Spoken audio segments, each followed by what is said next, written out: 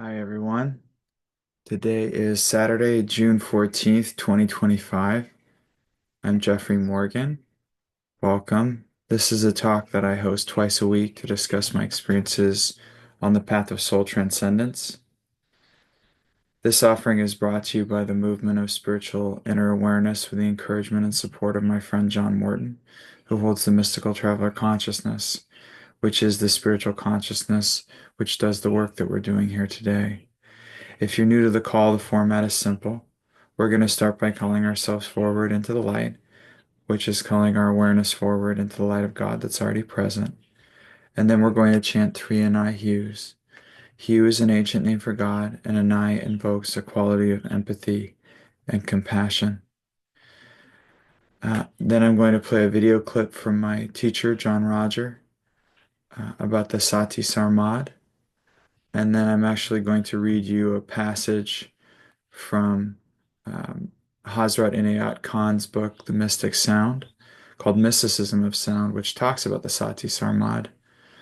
And then we can talk about whatever you would like.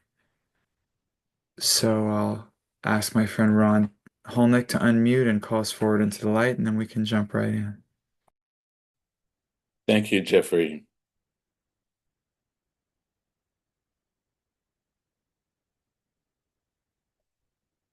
This morning I was aware of the uh, darkness in the rain and everything that was present, and I found a big smile coming on my face because I know that the darkness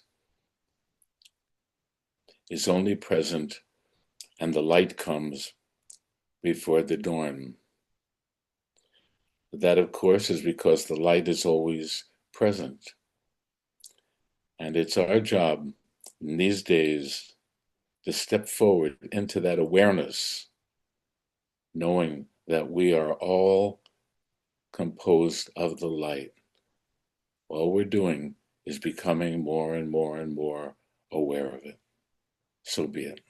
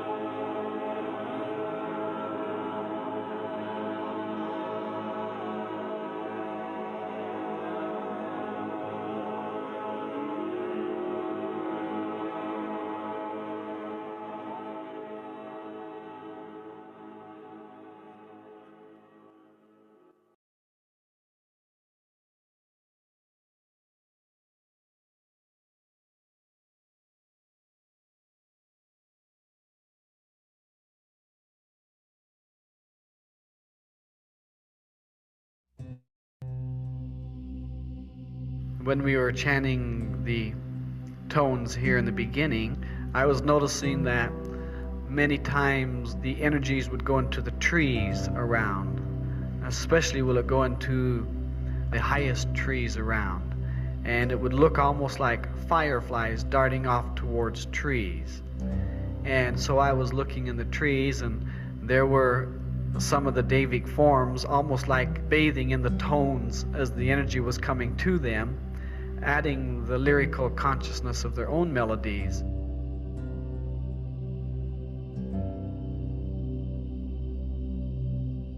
When we are doing the Sayyid Sormad, or chanting the holy melodies, then we are indeed tuning in with all of consciousness, all of consciousness.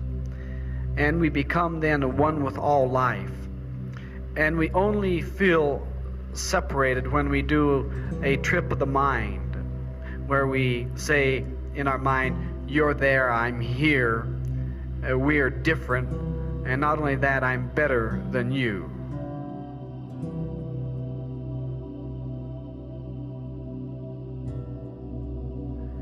if we can get the basic self to come on in and go along with us, then we can fulfill biblical scripture of keeping your eye single, so that all of your levels of consciousness are directed into the celestial melodies.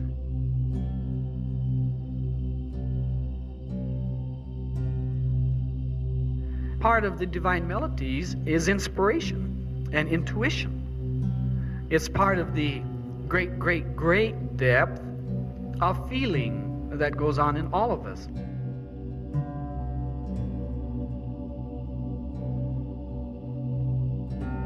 Only those who are indeed partaking of the celestial melodies can indeed sing the song of the soul.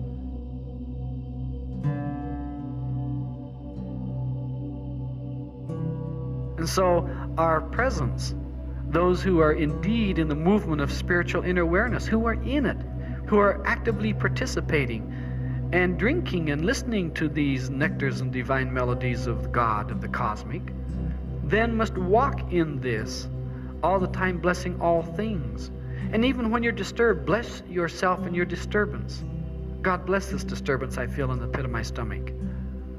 If you say, God damn this disturbance, you've damned yourself to more disturbance. Bless this disturbance, for it's being brought to me for an awakening in some level within my total beingness.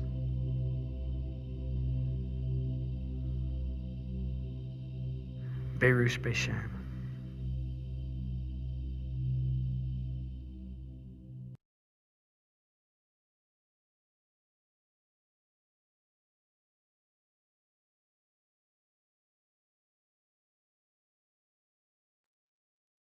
Okay.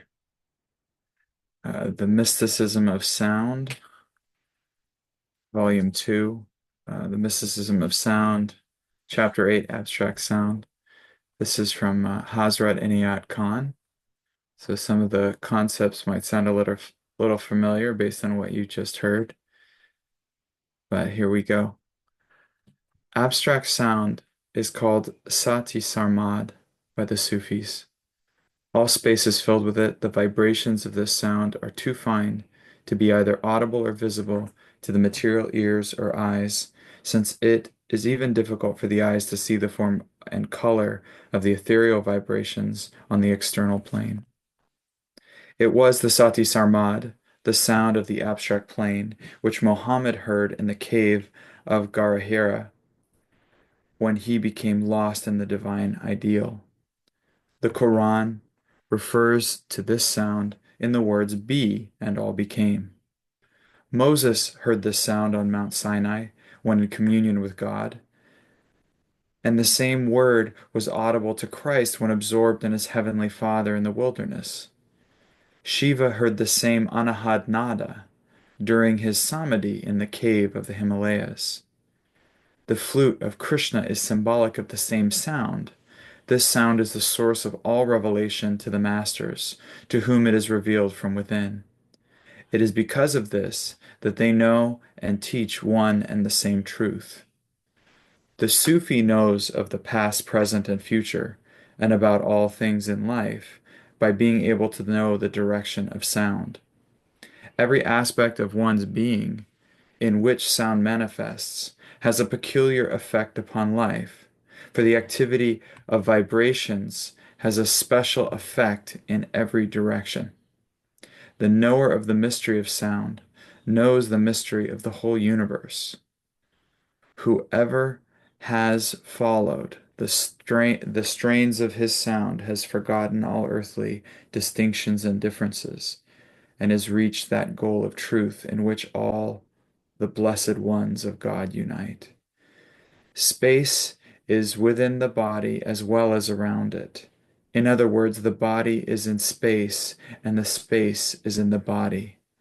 This being the case, the sound of the abstract is always going on within, around, and about man. Man does not hear it as a rule because his consciousness is entirely centered in his material existence.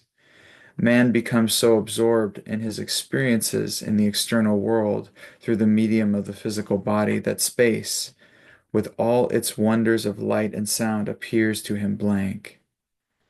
This can be easily understood by studying the nature of color.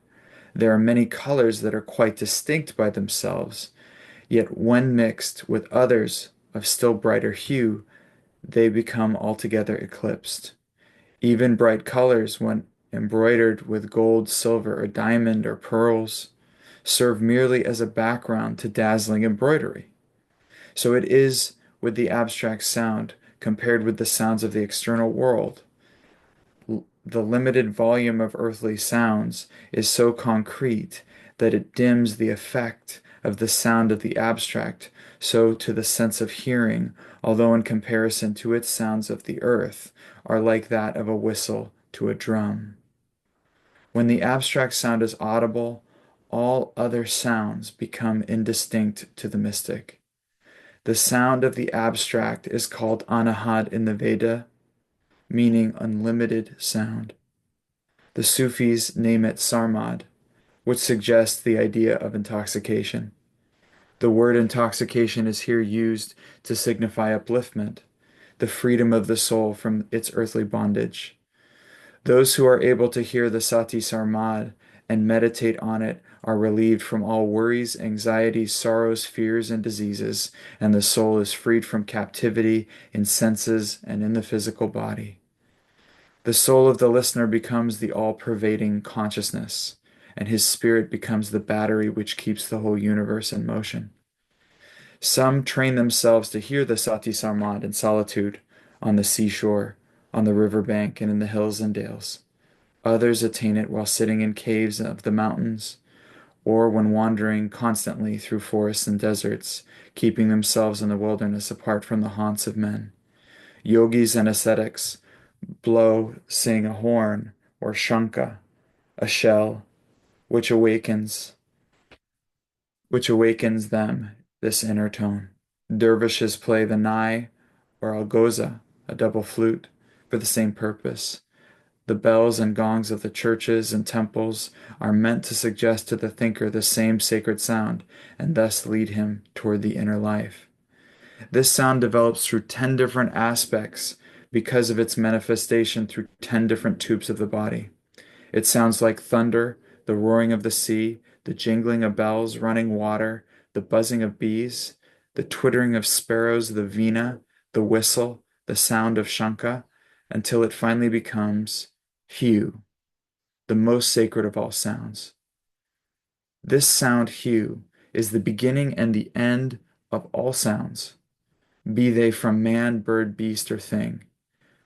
A minute study will prove this fact, which can be realized by listening to the sound of the steam engine or of the mill, while the echo of bells or gongs gives a typical illustration of the sound Hu. The Supreme Being has been called by various names in different languages, but mystics have known him as Hu, the natural name, not man-made, the only name of the nameless, which all nature constantly proclaims. The sound Hu is most sacred. The mystics of all ages called it Ismi Azam, the name of the Most High, for it is the origin and end of every sound, as well as the background of each word. The word Hu is the spirit of all sounds and all words, and is hidden under them all, as the spirit is the body.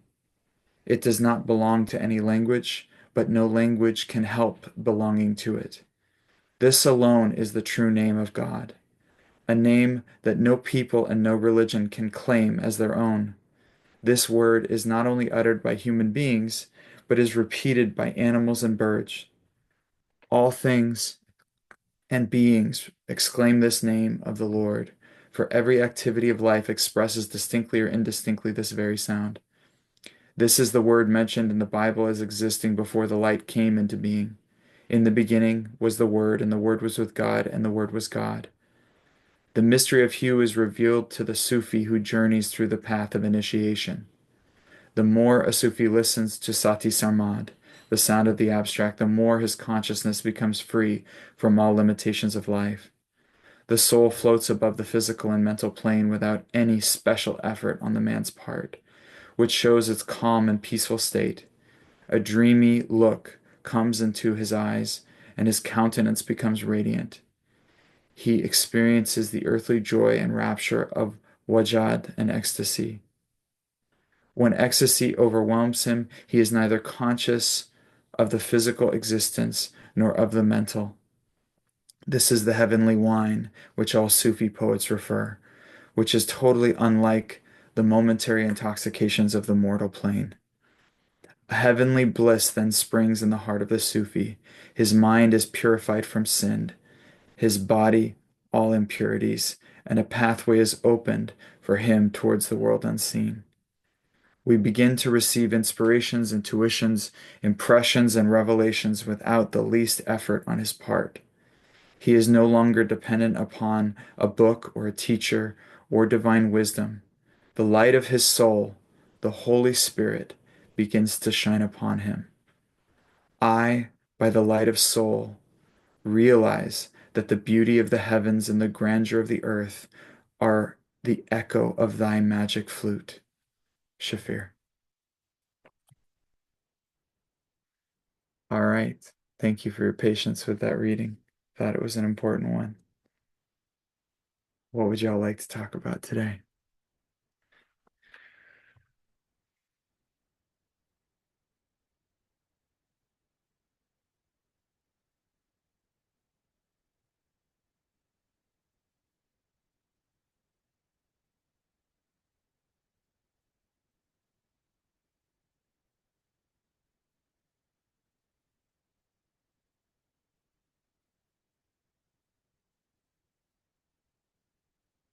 Amber.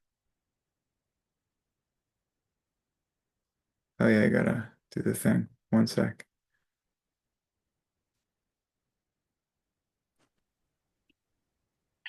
Good morning. Good morning. Thanks for thanks for calling on me. I've shared previously um, Okay. about mostly about my son and the unusual experiences that he's been having, which have now culminated into more of a mental illness. And we're trying to navigate this territory with compassion and practicality and truth. And I'm having a pretty hard time because I don't typically rely on Western medicine. And um, sorry, my dogs are loud. Um, and so I'm in a territory where I'm having to trust that this is what's needed.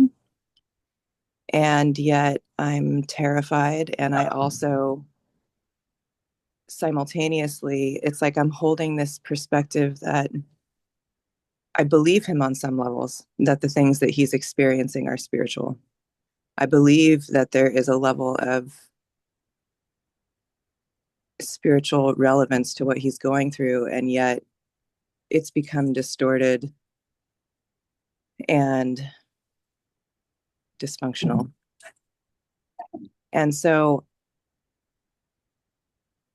I guess, you know, his dad and I are kind of leading this whole process for him. And we're leading him into, like I said, the Western medicine world, which I know has its value at times. Um, I guess I'm just looking for how I can trust, how I can trust, and also how much involvement, like, this is his journey. He's 19. And how much of this is for me to participate in karmically and just even just as his mom, and just whatever you have for that. There's a lot of unknown. It's like very, very, very hard to trust. It's the hardest thing I've ever gone through. So, whatever you have around that. Yeah, it's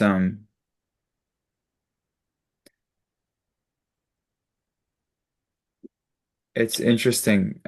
Everybody has their limits and their rules and the things that they've created inside of themselves that get to be shaken. And it's interesting. You could probably talk to somebody who's a bit more square and right wing about going and doing some kind of a acupuncture treatment, and they would probably be like, "This is the hardest thing I've ever done, trusting in all this woo-woo stuff." Ultimately, he's going to have the experiences he needs to have because that's how this was all set up. In a sense, we can trust that he's having spiritual experiences because we are spiritual, having experiences. Now, what often happens when somebody comes in with intuition because of past life karmas, maybe they were doing spiritualism, or maybe they were doing different types of channeling or different work in other times. What often happens is people will come in and think that it's like a God-given something that they're supposed to do something with it. And I certainly had that too. I had more of a victim thing. Why do I know all these things about people? And why do I have all this intuition? And why do I see things? And it didn't seem very fair. But then I started to understand the more I did the work that even those things, impressive or as spiritual looking as they are still a part of this created reality and are still just a part of the work that we're to do, the curriculum, the debt, whatever it is that we're supposed to walk through. Intuition is available to all of us, but to some of us, it's not an option. So it may be that he's perceiving, but the problem is what body of his consciousness is perceiving, right? Is he perceiving through the astral body or the causal body or the mental body? And then when he pulls that information down, is it coming through a distortion field called his ego?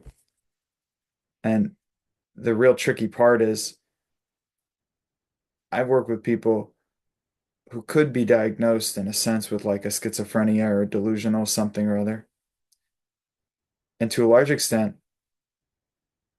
the symptoms they experience are more about the ego fighting for its existence or fighting for a story. So cognitive dissonance creates a kind of delusion of grandeur. And the solution ends up being something like ordinariness. Like those of us who have intuition, this is just the way that we take care of ourselves. And it may involve some really out there stuff, but you don't really create a story about it or a romanticism about it. You just take care of yourself and then love the next person.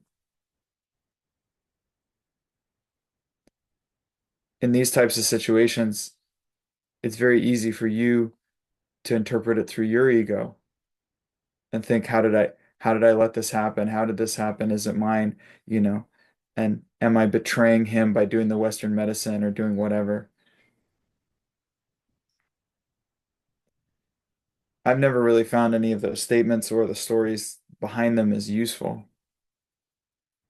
because ultimately we're to have the experience we need to have.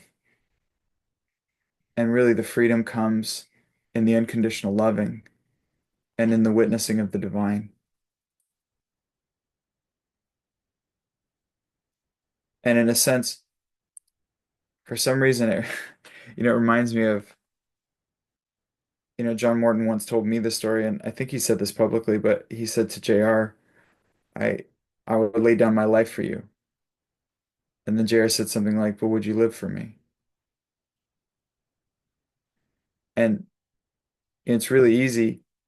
We're all standing in line to make the sacrifice that we think is the most romantic or the most beautiful. But are we willing? It's like my version of that was I was working with this guy who's very talented at clearing and doing all that kind of stuff. And I was learning a lot from him. And I had this notion like, well, I'm very good at like helping people clear and doing that kind of stuff. So this must be my calling. This must be what I'm supposed to do in this world, right? And at the same time, somebody in my family was going through a very tough time and she was really struggling. And I was, in a sense, resenting her in the struggling because it was creating work for me and conflict and all that kind of stuff. And so I went to this teacher or this practitioner who I'd been learning from. And I said, well, what am I to do with this talent that I have, thinking that he was going to assign me a mission far off to do something amazing. I seem to have always been waiting my entire life for a holy mission and waiting and waiting and waiting.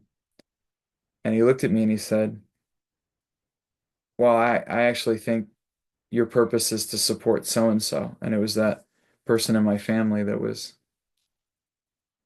the last person I the last person I wanted to deal with.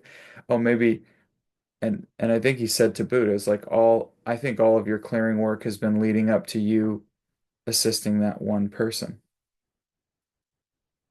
And now my ego hated that because I go, well, I I have to do I did all of this work and I learned all this stuff just so I could help this person who's not even nice to me.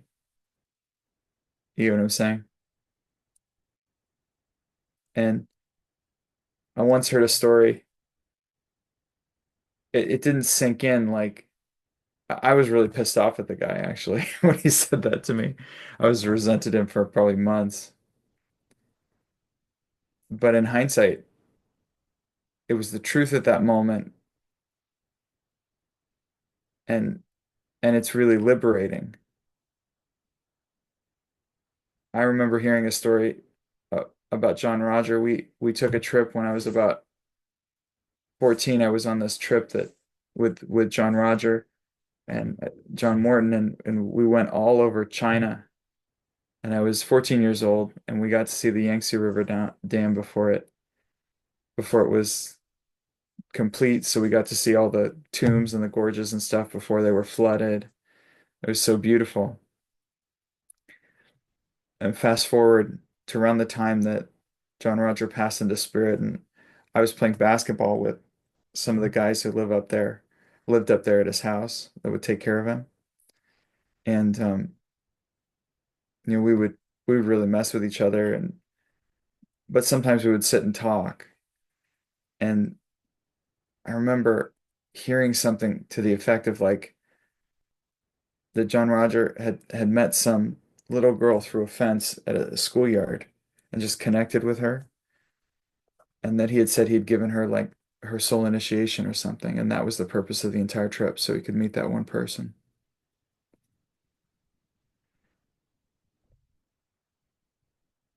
And so much of my life in my know-it-allness, I've blocked my own awareness of the miracles that are present.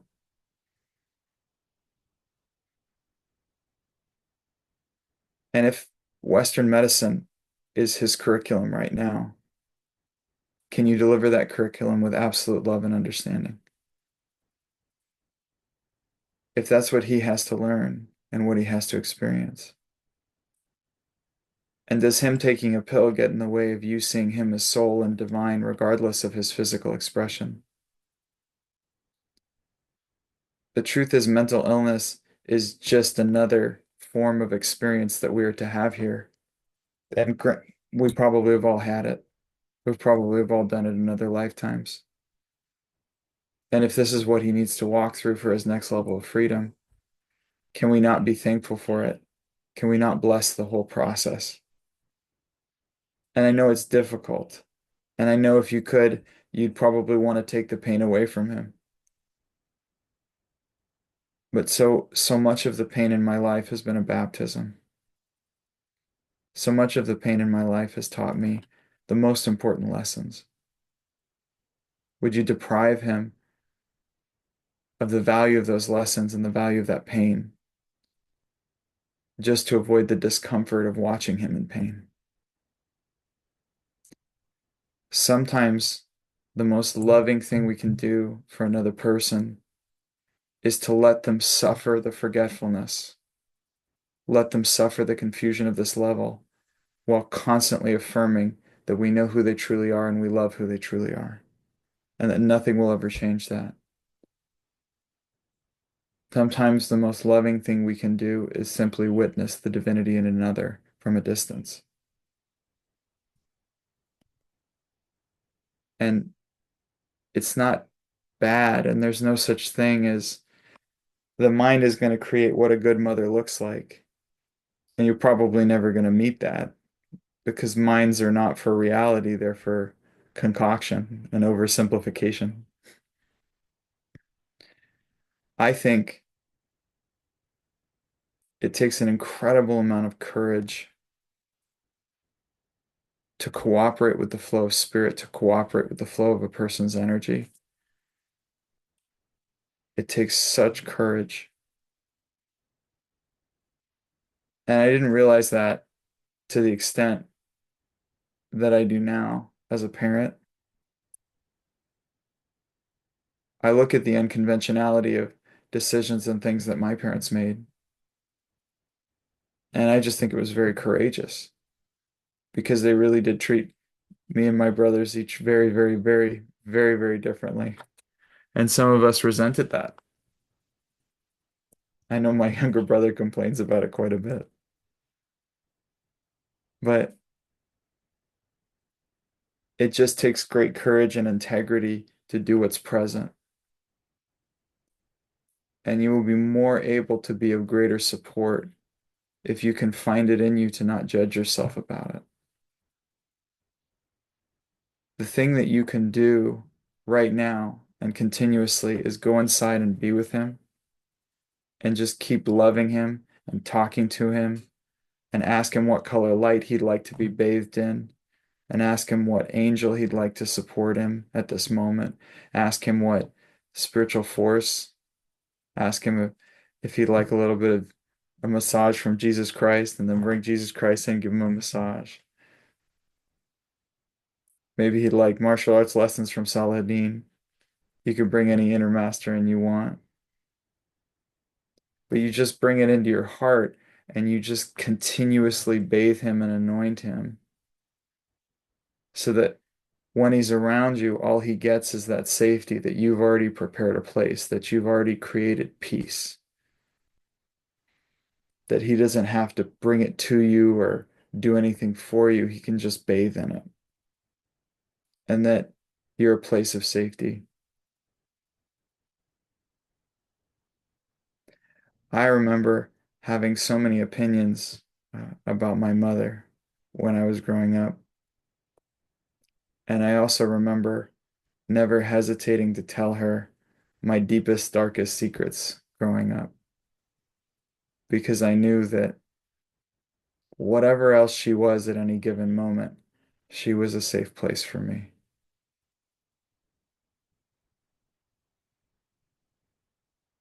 And she was a safe place even when she pissed me off. And she was a safe place even when she made decisions I didn't agree with. And she was a safe place even when I had to do things I didn't want to do.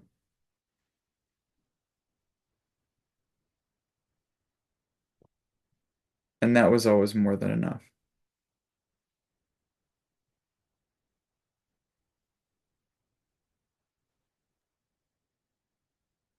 Beautiful. Thank you. Thank you. I think that's a good place to work from.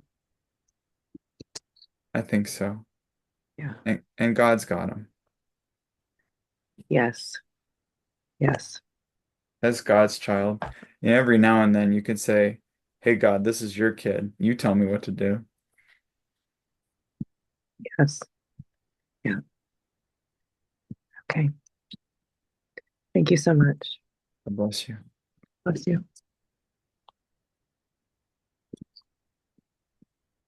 All right, Joan. Hi, Jeffrey. Hi. Let me start the video. Oh, doesn't want to participate. Okay. Hi. So, hi. I've always heard as above, so below, and parallel universes. Okay. So, my question is there Joan running around above somewhere? And if and how does that affect Joan down here? And about the parallel universes, I still don't grok the idea that there's actually beings on the other side, and universes on the other side, and I just kind of like, it's overwhelming to me to think about it. So, Yeah, any comments around that? absolutely. No, and in fact, it is overwhelming. That's why, how can I say all of this?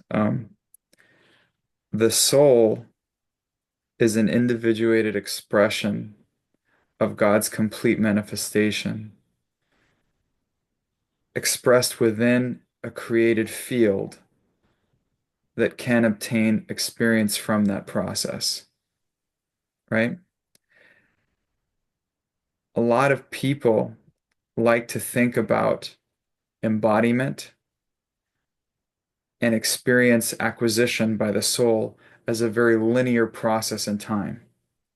We have past lives, we have this life, we have future lives. We see a very linear process. In the reality of even this universe, processes are never linear. You could see them as linear if you limit the dimensionality to the experience. So, like if I create a timeline, which is a two-dimensional representation of time, which is a experiential simulation, right? And then I put the Big Bang over here, and I put like where we are over here. You kind of get what I'm saying. Like I can create all that, but I'm always pulling a bunch of data out of the equation in order to make that comprehensible to the mind. It's not by accident. Your purpose here is more about experience. And as an initiate now, holding light and doing all the wonderful things that initiates do, but as in a basic human construct, you're here to experience. Most people are not given awareness of parallel existences or what you were calling kind of parallel realities, parallel timelines, whatever you want to talk about. They talk about it a lot in quantum physics. John Roger talks about worlds without end.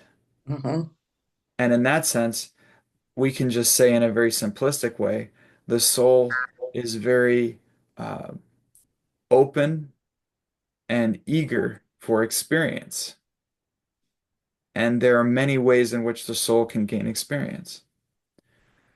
One way might be through plugging into an animal kingdom or a species of a specific planet. There are so many ways for the soul to experience that are not necessarily this construct.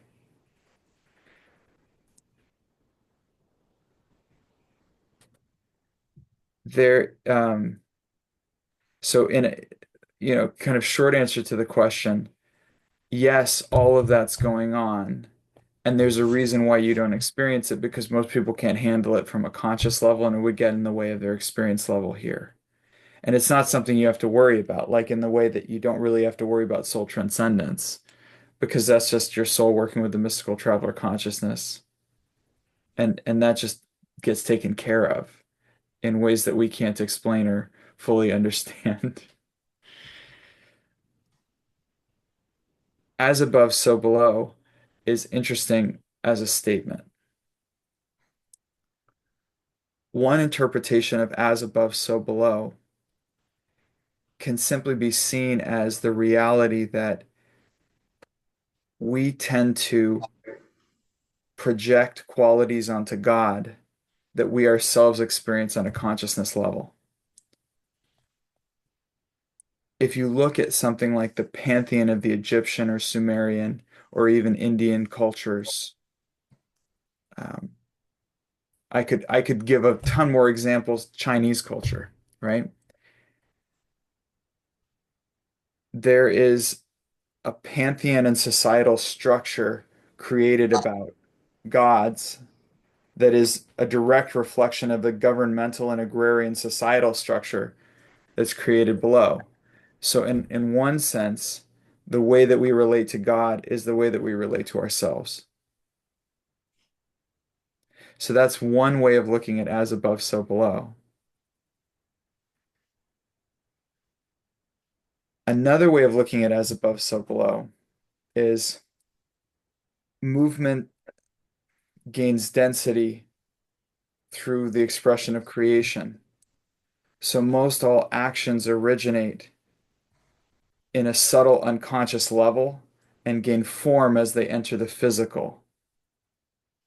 So that which we do above or what occurs above will often reverberate into the physical.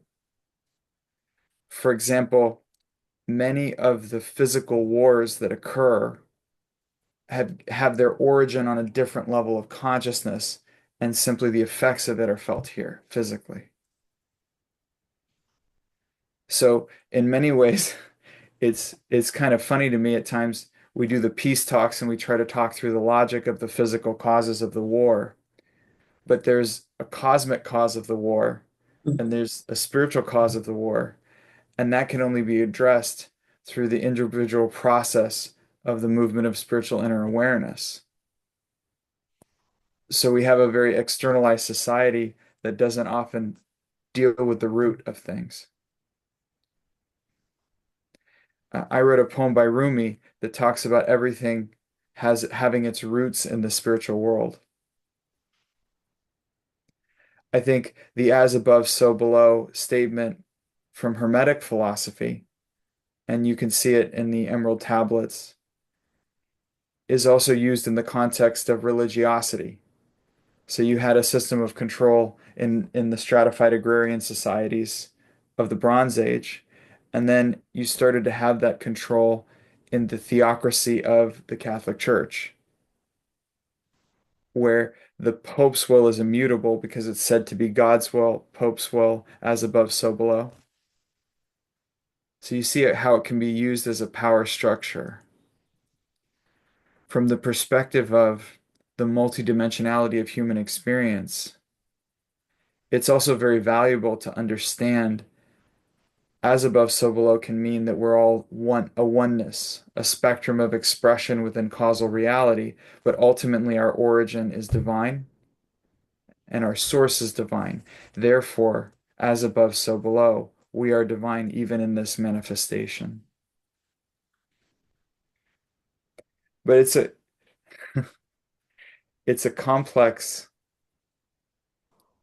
dynamic uh, to explore, and I wouldn't purport to know what Hermes Trismegistus or Thoth or whoever wrote it meant when they wrote that. But I can just cite examples of what it could possibly mean and what it certainly means to me. You can also look at it within the context of the three selves and the alignment of the selves, that there's a higher action that takes place that then expresses through the lower action, which then adds to the karmic record and then adds to the curriculum to be delivered by the higher action. So there's this interesting cycle. What do we do down here that affects up there? Well, if you say up there meaning the kingdom of God, like the soul realm and beyond, the answer would be not much. The soul is the soul is the soul, God is God is God. It's transcendent of the physical causal construct. But within the context of creation, that which you do here is an out of balance expression that has to be rebalanced, or it's a rebalancing expression that returns balance. But either way, it's just participating in a pattern of creation that was set up long ago. It's not right or wrong, good or bad. It's just created.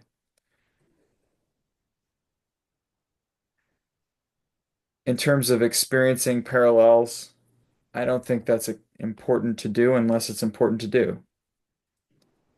Um, because anything within the lower creation, including parallel expressions within the lower creation, can sometimes be used to manipulate our experience, especially as initiates. So it may be useful at times to understand that our attention or our part of our consciousness has been pulled into a parallel and it's distracting from the intentionality and the intention on our life force here.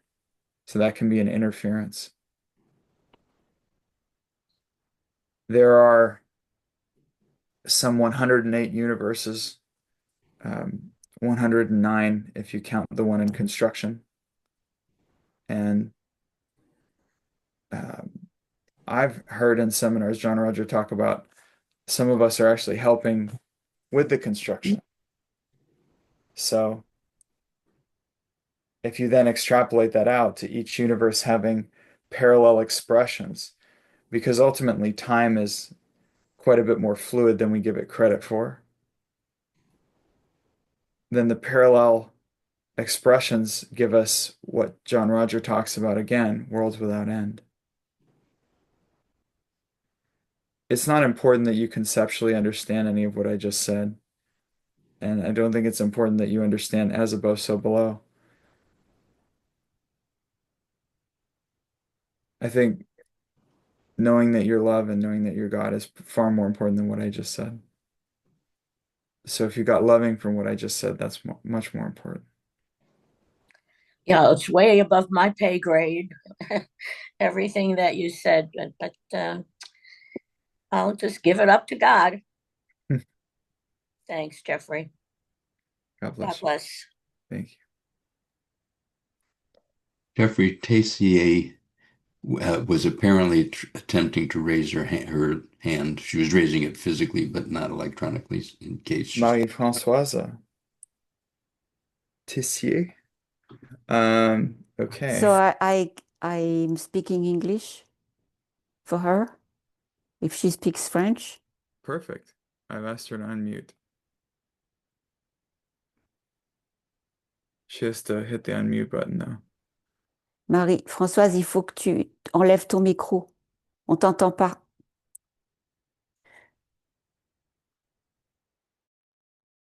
He needs to push. I'm pushing the ask. Voilà, ça there we y est. go. C'est bon? Okay, she got it. Yes, oui. C'est bon? On m'entend? Bon, merci. Thank you. J'ai pas beaucoup de temps et I don't have a lot of j'aurais time. aimé, I would poser like des to questions sur ask le some questions détachement. on detachment. Jusqu'où Okay. Up aller until dans where can I mon go détachement in my par detachment? rapport How aux far can I choses, go aux objets, regarding et things, même objects, par rapport à mes and even relations. regarding my relationships? Je me pose cette question I'm parce asking que myself this question je suis because en train de liquider I'm toutes les affaires qui ont taking fait care la vie of de ma sœur, my parce que je vends son sister's appartement things. pour payer I'm l'EHPAD selling her où apartment elle est to entrée. pay for her Je retirement home. suis sa gestionnaire comme I'm curatrice her avancée. Jusqu'à curator, présent, tous ces objets legal. m'étaient indifférents, étaient neutres. Up until now, all these Et objects were depuis indifferent to me. I was que neutral. j'essaye de But les since I've liquider, been trying to j'ai sell them, investi le I've lien qu'elle invested, avait avec ces objets. I've Pour elle, made a connection with the link she had with these représentait objects énormément de choses. that could mean so many things Et to là, je her. me sens And complètement here I feel totally déstabilisée. Je ne sais pas qu'est-ce qui est out of juste. balance. I don't know what's La relation correct. neutre que j'avais avant avec ces The objets, neutral relationship ou I had with these objects de prendre en before, charge la relation qu'elle avait avec ces objets. am I supposed to Qu'est-ce que take tu charge of penses? the relationship she had with these objects? What am I supposed to do?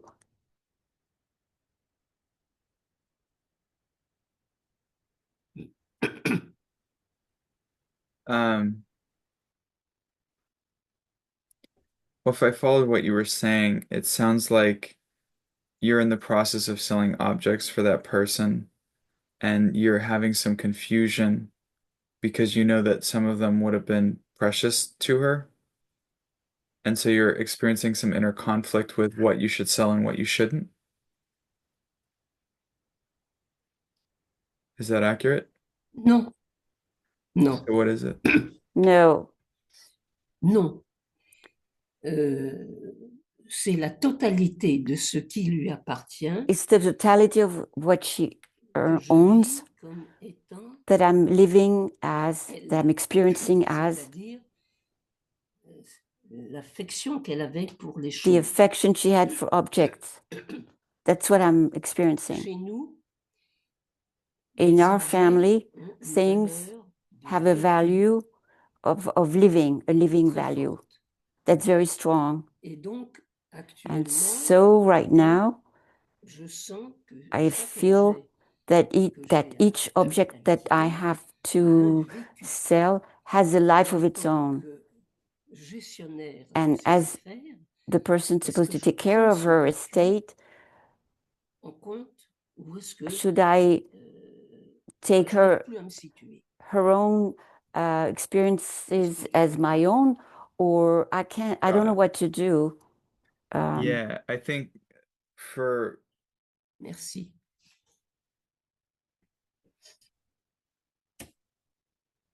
so one thing to be aware of when you're dealing with physical objects and belongings of another person is they can take on some of the thought forms or ectoplasm associated with that person.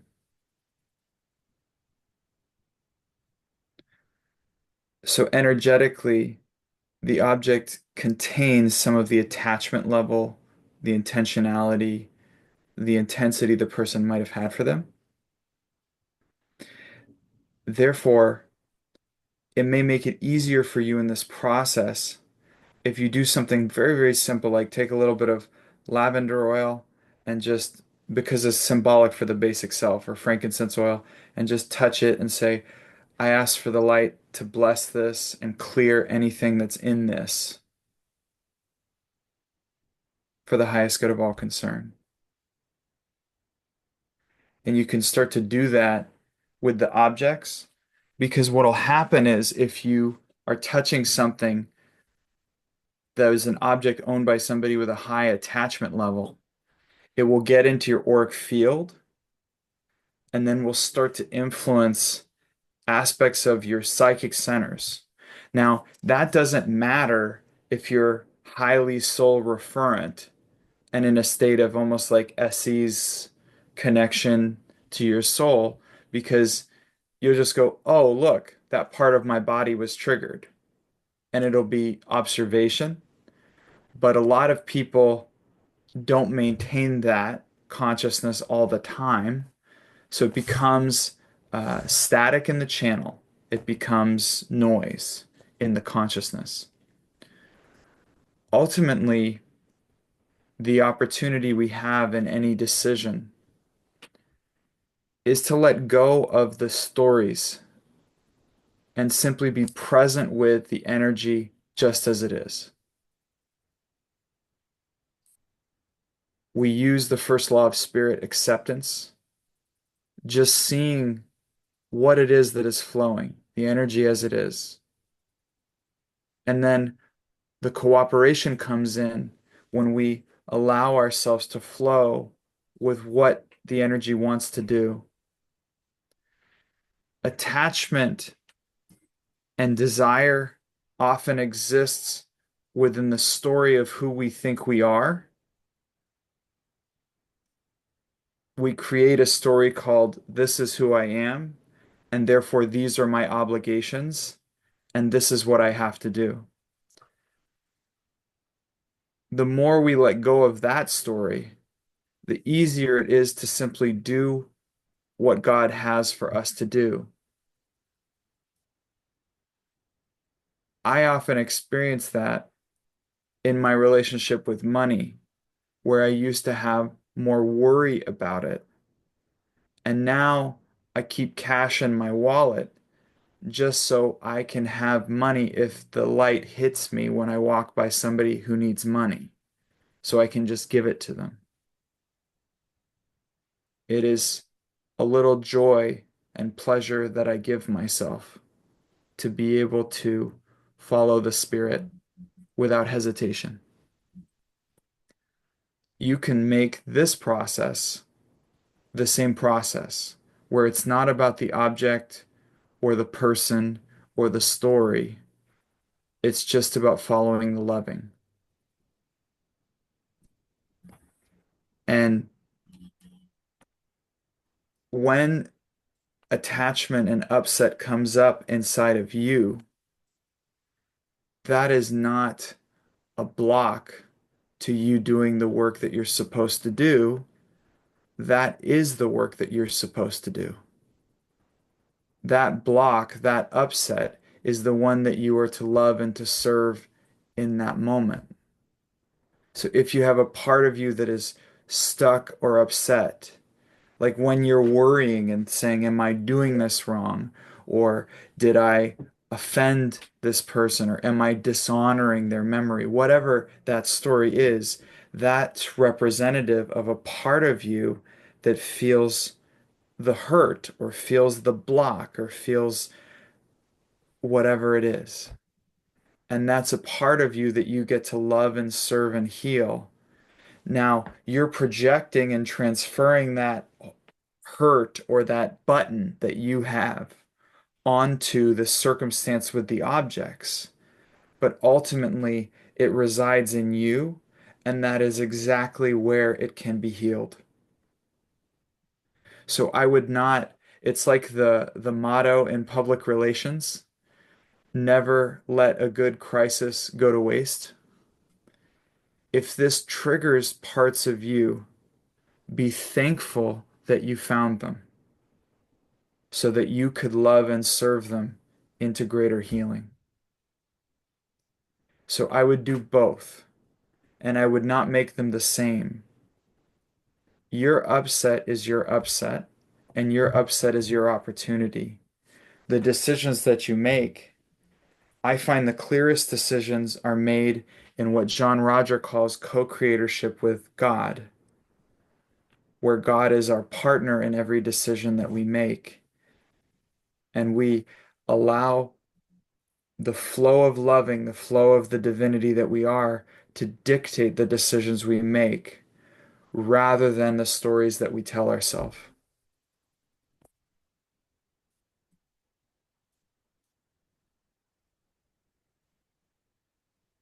Does that make J'ai- sense?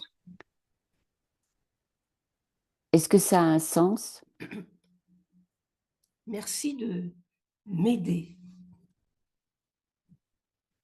Merci. Thank you Avec so much plaisir. for helping me.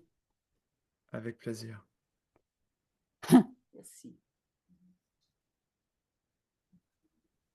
Okay, Taylor.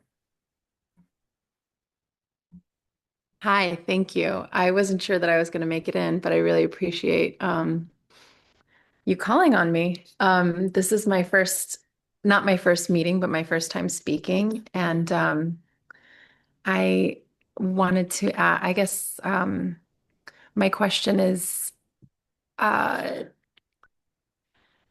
recognizing a pattern that I have had for a while and wanting some clarity on it. So I've had a pattern of attracting like seeking out learning something new and inadvertently attracting like a very manipulative mentor type figure. Mhm. And it'll kind of start out as seemingly very benign and then it'll shift into something that is, gatekeeping information and like I feel held in a place of um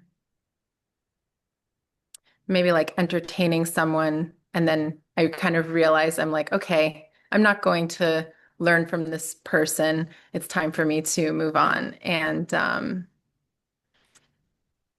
it's and these people are like genuine wealths of information and they just um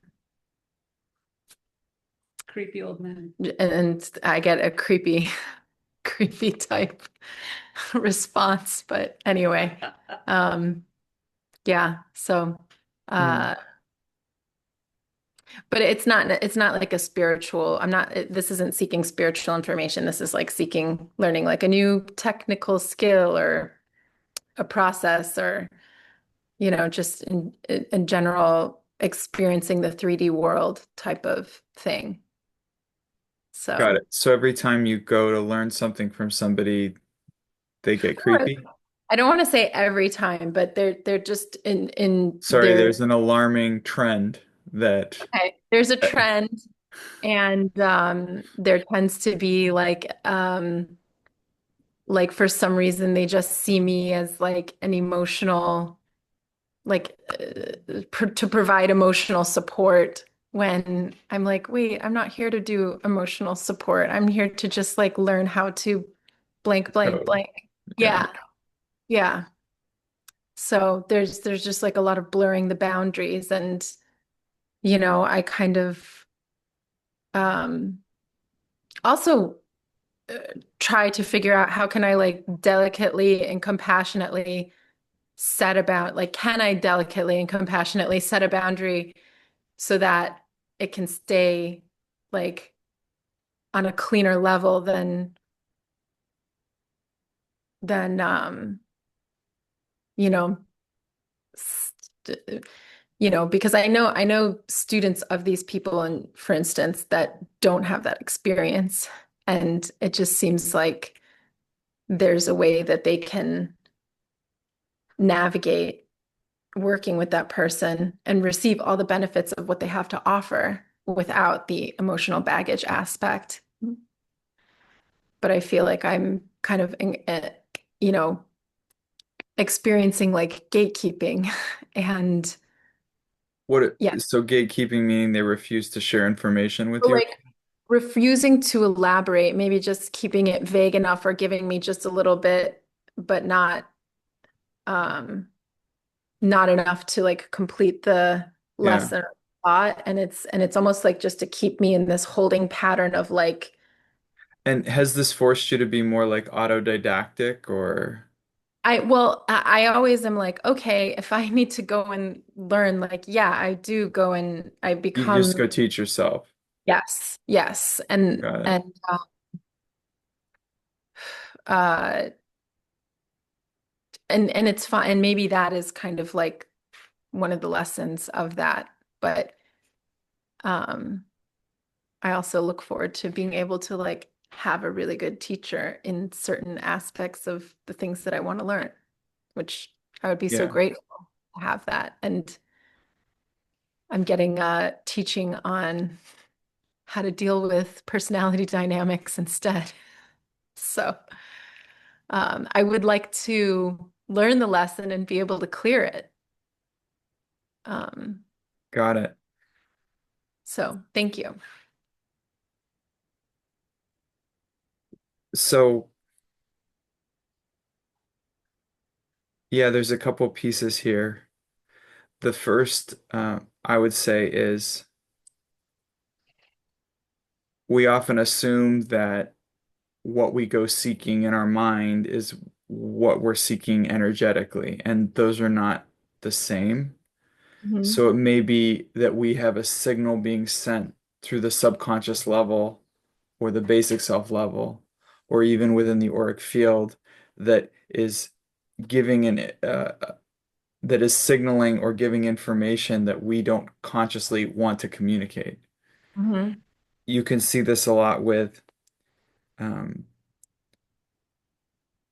there are certain people that no matter what they do, they're going to be hit on, and that's just what happens. Mhm. And they don't and but it's not good or bad, right or wrong. It's just usually holdover from another life where Mhm. that action was more prevalent. Mhm. So that would be like a common one. Mhm. So there is one radical perspective which goes, am I subconsciously or is some part of my energy sending a signal that this is the type of interaction I want rather than informational? Mhm. I want emotional, I don't want informational. So that's Mhm. one perspective. Mhm. Ultimately, the thing that often attracts the interaction that we don't want is the interaction within us that we don't want. So it's like you're talking about those emotional discussions or the things, it's almost like if you could mock up that situation within you with each of those and then do the forgiveness and do the healing so that it becomes more neutral, you may find that it doesn't need to keep repeating itself because oftentimes the way it works is we have a subconscious level incomplete, and then that is physically orchestrated to represent that and experience that in a way that we can complete it. Now, we don't necessarily always complete it, and sometimes it's like I'll have a situation where I'm avoiding a conversation, and the only way to really get through it is just sit through the whole thing, let the whole thing express itself, and when it's done, go, okay, are you done now? Yes, I'm done now. Great. And then it's done. But you know, the personality level goes, no, no, no, no, no, that's the last thing I want to do. And then you scurry away and go to the next one. And it keeps repeating itself because there's something in there that's incomplete that needs to complete itself somehow. So in a way, it's like you have two choices. Either you complete the awkward interaction inside of you and get to a state of loving and freedom and clarity and neutrality, or you actually sit with the person outside of you and go, well, let's get to the end of whatever you think this is. Let's have the conversation. And then at the end say, okay, are you done? Is that, I mean, have you gotten it all out? Great. Okay. Well, that's not how I relate to this interaction, but I really appreciate you sharing with me. And then that's called clearing the air and completing, and then you move on to the next one. But either way, we tend to avoid, it's almost like, yeah, there's medicine everywhere. We tend to avoid the antidote to the poison of our consciousness. We tend to avoid, so it's like, the one thing that I don't want to do is the one thing that will complete it for me and set me free.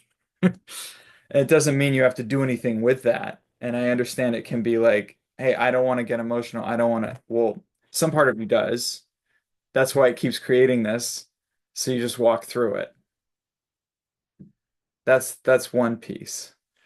Um, I should probably you can be on oh, you can you can be unmuted all the time if I you want. just unmuted myself, or I just muted myself simply so that there wasn't any like jumping between the camera. I don't know if it's annoying visually, but Doesn't bother me. yeah, I just pin you. oh, thank you. Okay, cool. Um,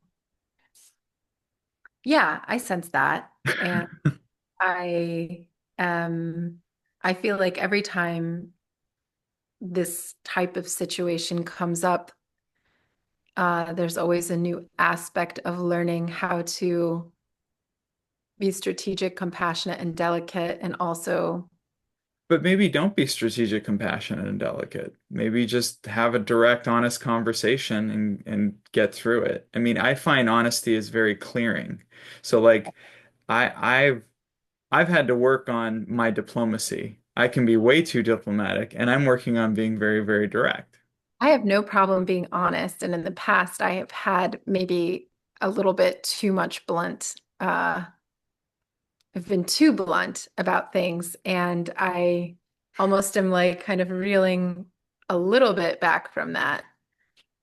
Uh, Yeah, see, but there's a difference between the honesty that comes from listening and really being present and the honesty that's bluntness that's like, go away.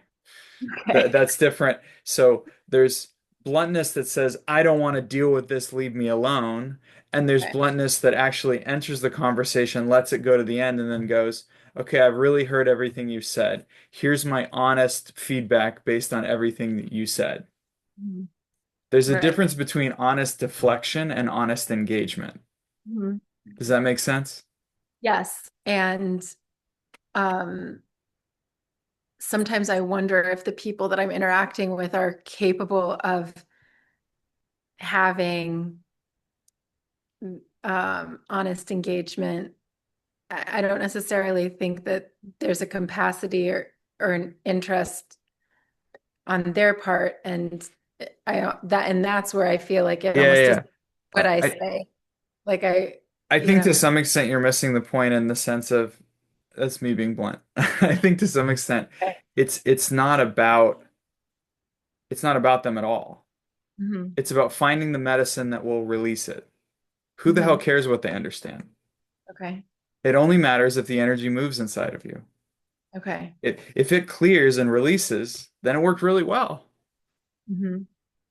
It's a radical perspective. It's really not about making sense or being a nice person or being diplomatic or people thinking you're smart or people thinking you're dumb or people respecting you as a whatever. It doesn't, none of that matters. What matters is it giving me the medicine? Is it giving me the something that will get me a deeper experience of freedom and knowing that I'm divine? Who Hmm. cares about the rest? I Okay. find people hilarious. People are nuts.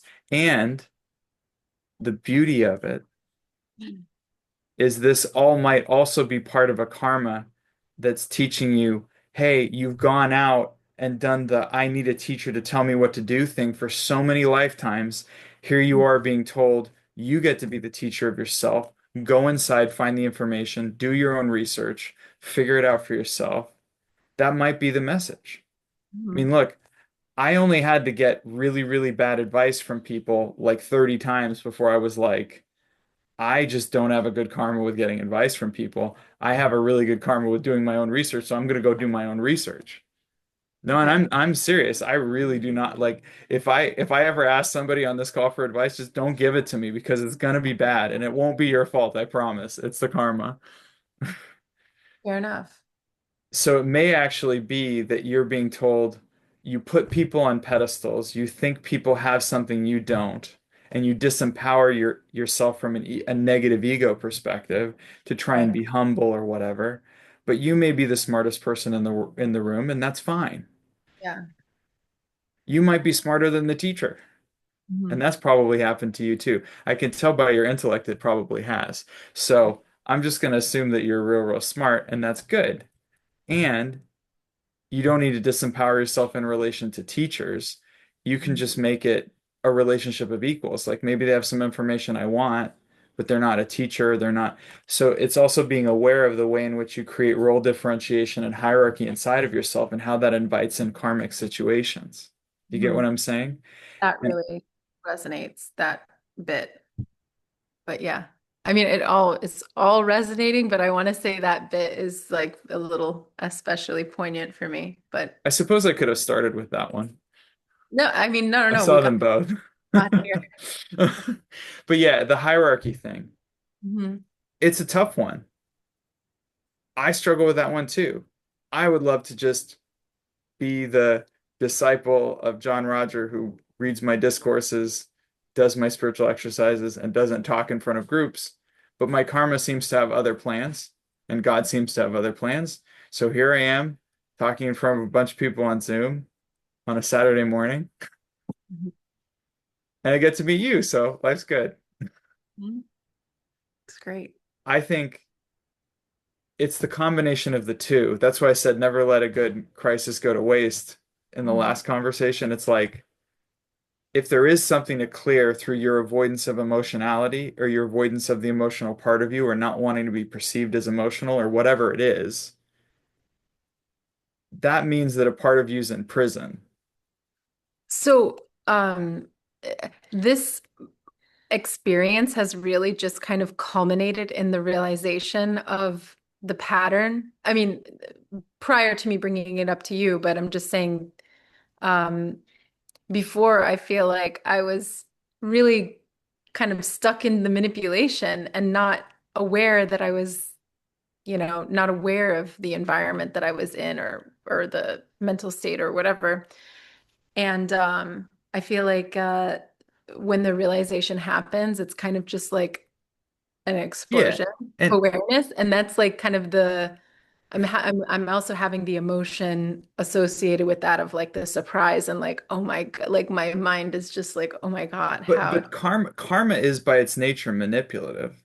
right, Like when you're in a karma, you're not going to see up. You're not going to like people get into this, oh my God, how did I not see he was such an abusive husband? How did I not? And they go on and on and on about this dramatic thing about how stupid they were. Well, right. karma is spelled stupid. Of course you didn't know you were in the karma. Mhm. I often tell the joke, right? I tell the joke about the fish. You ever hear the joke about the fish? No, No, you I probably. haven't been around that I'll, much, I'll but yeah, no, no, no. I'll tell you because because I think it's funny. A fish goes out into the water one day and sees two other fish and goes, "How's the water out there?" And the other fish kind of look at him funny and swim away. And one fish turns to the other fish and goes, "The hell is water?" Yeah. That's karma. Yeah. You can't expect yourself to see beyond it because you're seeing as part of the karma. Yes. Well, I feel like I'm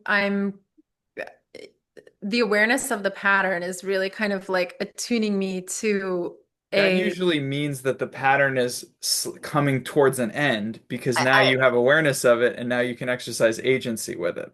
yes, and I sense that and I'm looking forward to releasing it, letting it go and moving into what's next. So, How are um, you with expressing anger?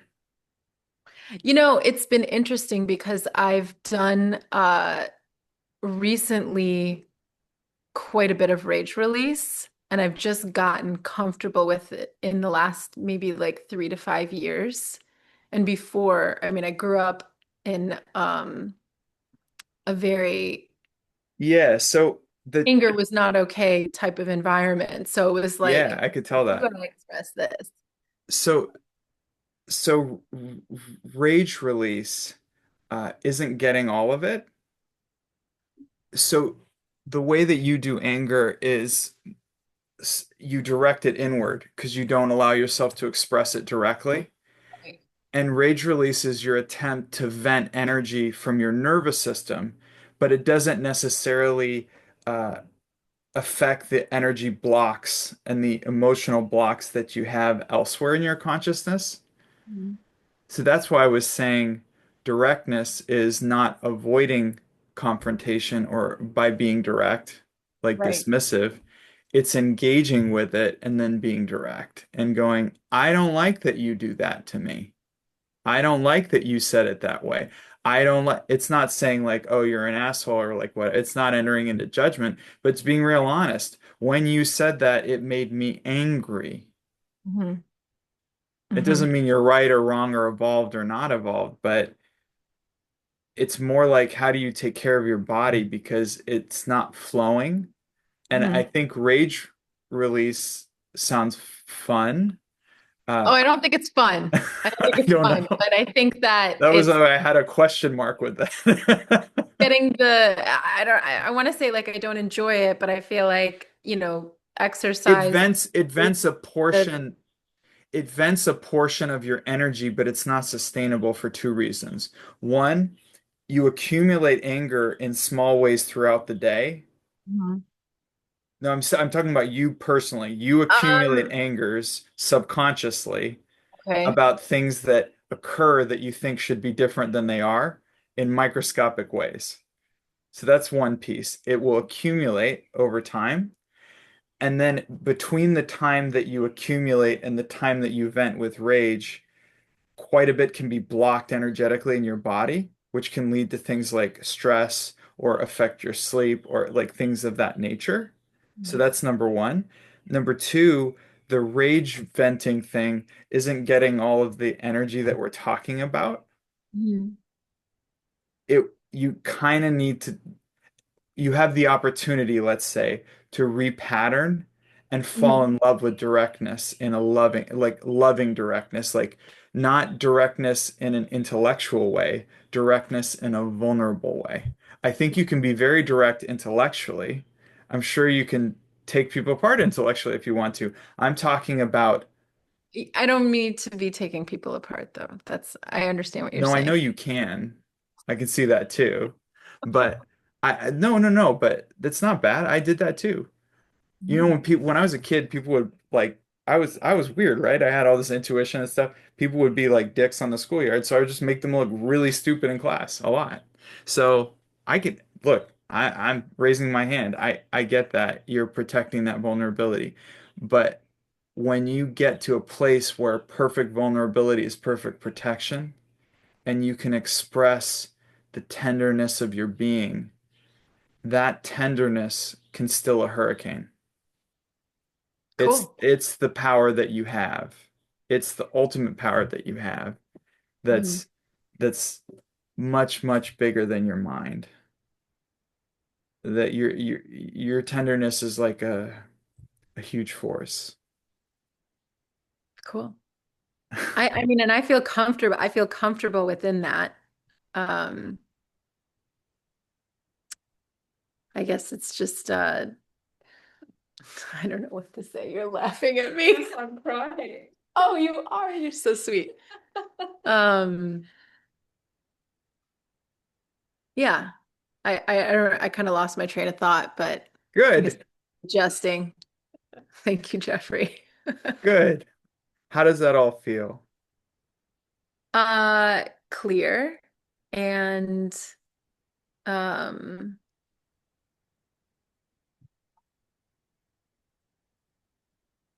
I feel inspired. So, thank you. It's good. God bless you. Thank you. Thank you. Um, well, before I go, we have a conference workshop coming up in June. I don't know if I can last minute post a link to that, but if you haven't signed up for a conference in person, I'm facilitating that with Sheree Wiley, MSIA annual conference. Come in person, and yeah, it'll be a blast. The Inner Master Calls is what it's called. So, and then in addition, there's also an Insight One. I don't know if we got an updated link, but there's a promo code you can use to get a discount on that if you feel like taking the Insight One seminar. Um, Maybe we can post that as well. But other than that, thank you for staying on. Woo, 25 minutes, but totally worth it, Taylor. Totally worth it. Great spending time with you. Please come back. And yeah, God bless you. I love you. Peace be still. The blessings already are. And have a wonderful day.